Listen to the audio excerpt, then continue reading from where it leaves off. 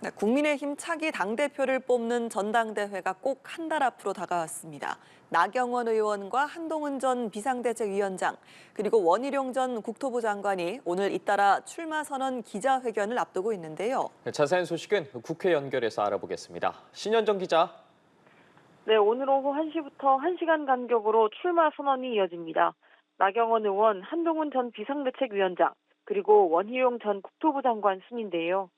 각 주자들이 자신의 존재감을 드러내기 위해 어떤 메시지를 낼지 주목됩니다. 무게파를 자신의 색채로 내세운 오선의 나경원 의원은 보수 재집권을 강조할 예정입니다. 나 의원은 이길 줄 아는 사람, 통합의 적임자, 보수를 지켜온 정치인 등을 키워드로 제시할 것으로 보입니다. 나 의원은 앞서 당원 비중이 큰 대구에 이어 충북 충주와 TK 지역을 찾아 지지를 호소했습니다. 한동훈 전 비상대책위원장은 4.10 총선 참패 이후 비대위원장에서 물러난 뒤 약 2달 반여 만에 처음으로 공개 석상에 나서는데요. 보수 정치의 재건과 혁신을 비롯해 정당의 체질 변화 등을 내세울 것으로 전해집니다. 어차피 대표는 한동훈, 이른바 어대한에 대한 강한 견제 기류가 형성되는 가운데 자신의 총선 참패 책임론과 각종 현안에 대해 어떤 입장을 내놓을지 주목됩니다. 오늘 기자회견자 중 마지막 순서인 원희룡 전 장관은 원팀을 강조할 예정입니다. 친윤계 지원설이 나오는 가운데 현재 출마를 선언한 주자 중 윤석열 대통령과 가장 원만한 관계를 갖고 있다는 평가를 받고 있는데요.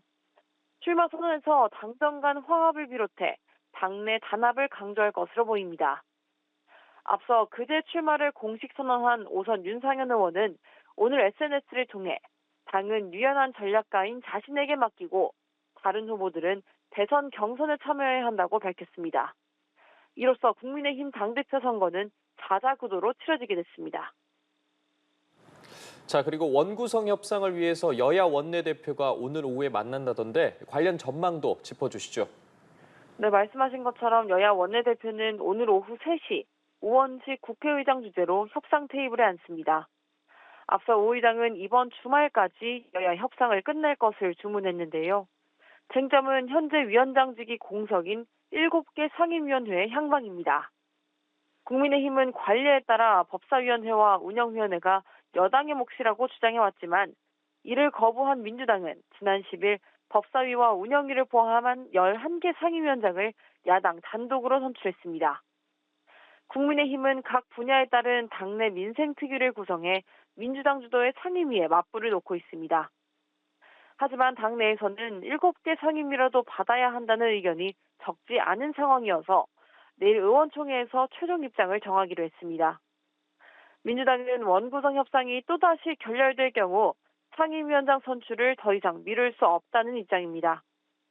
협상 불발 시 오는 25일 본회의를 열고 나머지 7개 상임위원장 역시 야당으로 채우는 것이 불가피하다면서 국민의힘을 압박하고 있습니다. 지금까지 국회에서 전해드렸습니다.